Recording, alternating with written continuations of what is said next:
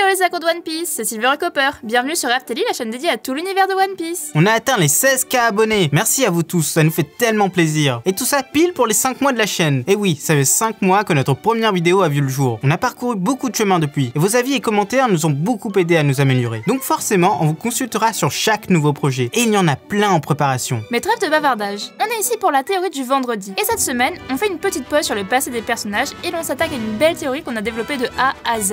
Et mine de rien, elle présente pas mal de preuves. Comme vous le savez, l'univers de One Piece est rempli de choses surnaturelles. Entre les fouets du démon, le réveil, les 3 formes de Haki et les 6 pouvoirs, Oda nous a quand même justifié pas mal de choses. Et il arrive à en faire un monde assez cohérent. Mais est-ce vraiment tout? Eh bien on pense que non. L'auteur a volontairement caché un pouvoir aussi important que les autres, voire même plus. Et à force de fouiller dans l'œuvre, on a trouvé toutes les preuves nécessaires pour la dévoiler ici. C'est le pouvoir de l'ermite. On sait que ça a l'air totalement fou, mais on vous conseille de bien regarder la vidéo jusqu'à la fin, car vous allez être surpris. Et n'hésitez pas à en débattre en commentaire. La vidéo sera aussi assez courte, car Oda ne nous laisse pas beaucoup d'informations sur le sujet. Et comme pour toutes nos théories, on se base que sur des faits. Allez, c'est parti!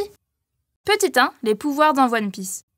Dans le monde de One Piece, et plus précisément dans le Nouveau Monde, les faibles ne survivent pas bien longtemps. Il faut être fort, et même dominer les autres. Les Yonko et la marine en sont la preuve vivante. Mais qu'est-ce que cette puissance? Est-ce juste taper plus fort que les autres? Endurer plus longtemps les coups? Oui, il y a un peu de ça. Mais d'autres pouvoirs peuvent contribuer à la grandeur d'un personnage. Tout d'abord, on a le Haki. Sous-divisé en 3 formes, armement, observation et conquérant, ils permettent de toucher le corps des Logia, de se protéger, de voir quelques secondes dans le futur, ou un peu plus loin si tu l'entraînes, d'influencer les personnes autour de toi, de les faire tomber dans les pommes et bien plus encore. Pour avoir un résumé complet du sujet, allez voir notre vidéo qui s'affiche en haut à droite. Les fruits du démon sont aussi considérés comme un pouvoir incroyable, à condition de tomber sur un bon pouvoir. Ils peuvent rendre leur utilisateur quasiment invulnérable. Kuzan, Katakuri, et à contrario, d'autres ne sont pas grand chose sans leur pouvoir, comme Crocodile, même si c'est un de nos personnages préférés. Ensuite, nous avons un pouvoir un peu plus rare. On pense que c'est une extension du Haki des rois, mais nombre de personnes de la série la désignent comme bien plus dangereuse. C'est la force d'attraction, ou la capacité de transformer n'importe qui en allié, exactement comme Luffy le fait avec toutes les personnes sur son passage. Zoro, Franky, Crocodile, Hancock, Jinbei et même Barbe Blanche. On est même prêt à parier que Roger avait ce pouvoir. Mais ce n'est pas de ça qu'on veut parler ici. Et n'oublions pas également d'évoquer les 6 pouvoirs. Rokushiki. Comme son nom l'indique, il est divisé en 6 parties, qui sont assez indépendantes les unes des autres. Kami, le pliage, technique d'esquive. Geppo, ou pas de lune, permet de marcher dans les airs. Rankyaku, pied ouragan. Shingen, index gun. Soru, incision, autre technique d'esquive. Et enfin, le Teikei ou Métallium qui permet de durcir le corps. Après avoir défini tout ça, quelque chose nous dérange encore, ou plutôt ne rentre pas dans ces cases. Pourquoi Luffy peut faire repousser ses dents? Le Haki ne permet pas ce genre de choses, le fouet du Gum Gum non plus, encore moins sa capacité d'attraction et même pas les 6 pouvoirs. Enfin, il y a une petite subtilité, on verra ça plus tard. Oda ne s'amuserait pas à casser la cohérence de son œuvre en montrant explicitement qu'il est capable de le faire en buvant du lait. On s'est donc mis à la recherche de cette fameuse capacité, et c'est l'objet de la deuxième partie. Partie 2, qui a cette capacité?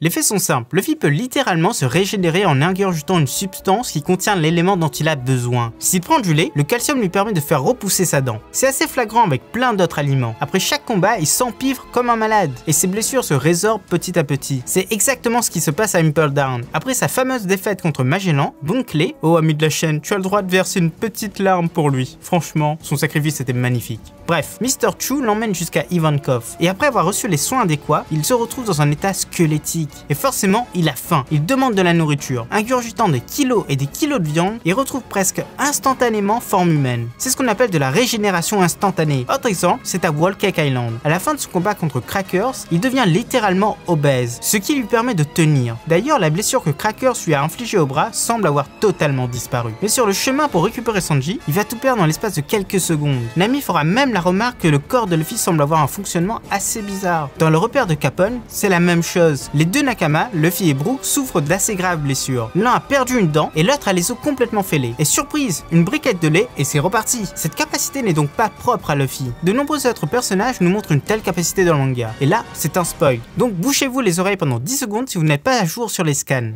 Zoro arrive à faire reprendre forme humaine à son bras après qu'Enma lui ait consumé ses muscles. Mais il arrive aussi à rediriger ses muscles dans certaines attaques comme le Gorilla. Fin du spoil. Autre personnage, Laoge, qui fait aussi grossir ses muscles. Il redirige également sa force, là où il veut. C'est un peu léger pour ces deux-là, mais le prochain détient la véritable clé pour comprendre tout ça. C'est un personnage peu aimé de l'œuvre, et surtout un personnage qui aujourd'hui tend à être oublié. On parle bien de Kumadori, l'agent du CP9. Pour faire un bref rappel, il a été introduit dans l'arc Enies Lobby, en même temps que les autres membres de cette organisation. Lors du combat contre les pirates, il va se battre contre Chopper et va perdre de façon bien violente. Mais c'est les événements qui sont passés juste avant qui nous intéressent. Rappelez-vous, avec l'arrivée de Frank, le combat prend un peu un tournant burlesque. Commodori est enfermé dans un frigo et il en profite pour tout manger. S'évadant, il nous montre une forme énorme de lui-même, une forme obèse. Et surprise, il arrive à la réduire en quelques secondes, exactement comme Luffy. Il appelle ça la résurrection, une technique utilisée par le CP9. Pourtant, il est le seul qui l'utilise réellement. À ce qui paraît, Rob Lucci le fait aussi, on le voit d'ailleurs, mais il prend plus une forme hybride de son Zoan. Pour nous, c'est pas du tout la même chose. Chopper dit même qu'il a déjà lu des informations sur ce pouvoir, c'est le biofeedback.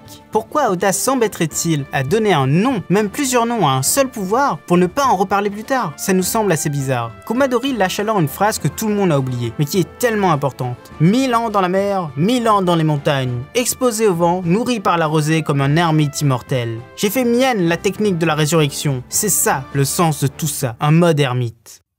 Petit 3, l'éveil du mode ermite. Un ermite est, par définition, un religieux s'étant retiré du monde, souvent dans un endroit avec des conditions extrêmes, ayant passé sa vie à méditer pour atteindre une vérité, ou plutôt un stade qu'on appelle l'éveil chez les bouddhistes. Si on applique ça aux paroles de Kumadori, ça colle très bien. 1000 ans dans la mer, 1000 ans dans les montagnes, c'est être isolé, exposé au vent, nourri par la rosée comme un ermite immortel, y a pas plus clair, c'est mettre son corps et son esprit à rude épreuve. J'ai fait mienne la technique de résurrection. Il explique même comment l'avoir. Luffy, depuis l'apparition de Garp, a toujours dit qu'il avait été tyrannisé par celui-ci. Son grand-père l'envoyait dans la forêt et le laissait se débrouiller. Pour son enfance avec Ace et Sabo, c'était pareil. Et au départ de son grand frère, il a passé 2 ans dans la forêt à s'entraîner. Voilà comment il a développé cette technique. L'isolement a forcé son évolution. Brook, qui régénère ses ossements, a passé des dizaines d'années loin de toute forme de vie à méditer sur sa vie et sur la mort. C'est un vrai ermite. Zoro, c'est un peu plus complexe, on n'en est pas encore sûr, mais en tout cas, il pousse toujours son corps dans les extrêmes, que ce soit durant l'entraînement ou en plein combat. Et d'ailleurs, on ne sait pas du tout quelle était sa vie entre le moment où il a quitté le dojo et sa rencontre avec Luffy. L'AOG, il est vieux et a sûrement une bonne connaissance du monde. On peut imaginer qu'il l'a développé avant d'intégrer la Don Quichotte Family. Et enfin, Kumadori dit lui-même avoir médité longtemps. Ok, il a 34 ans, il a donc pas médité de 1000 ans, mais il a dû jouer l'ermite un certain nombre d'années pour y arriver. Tout ça nous montre bien que pour éveiller ce pouvoir, il faut passer de nombreuses épreuves. Et ça correspond bien au thème qu'adopte One Piece ces derniers temps, le thème des divinités. Oden et ses nombreuses références à Hercule, Marco le phénix, Kaido le dragon, et Luffy avec son gear fort qui ressemble au dieu du panthéon shinto. Troublant, n'est-ce pas? Partie 4, les limites du pouvoir.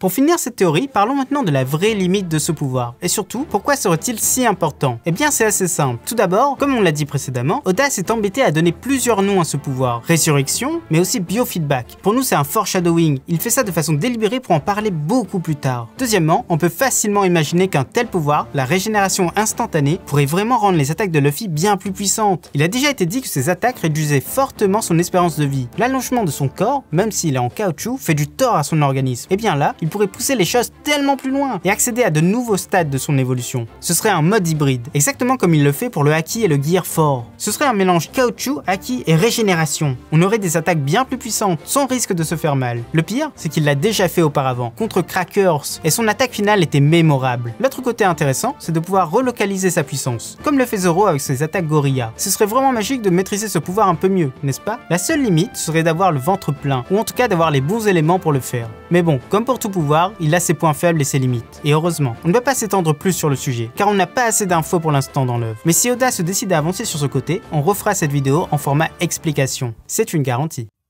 Voilà, c'est déjà la fin de cette vidéo. Elle était assez courte et on espère qu'elle vous a plu. On prépare pas mal d'autres vidéos. Vous avez remarqué qu'on est de plus en plus productif. Donc si vous avez aimé notre contenu, n'hésitez pas à vous abonner. Et n'oubliez pas le pouce bleu, YouTube adore ça pour le référencement. C'était Silver et Copper pour Aftalil. À bientôt les accros de One Piece.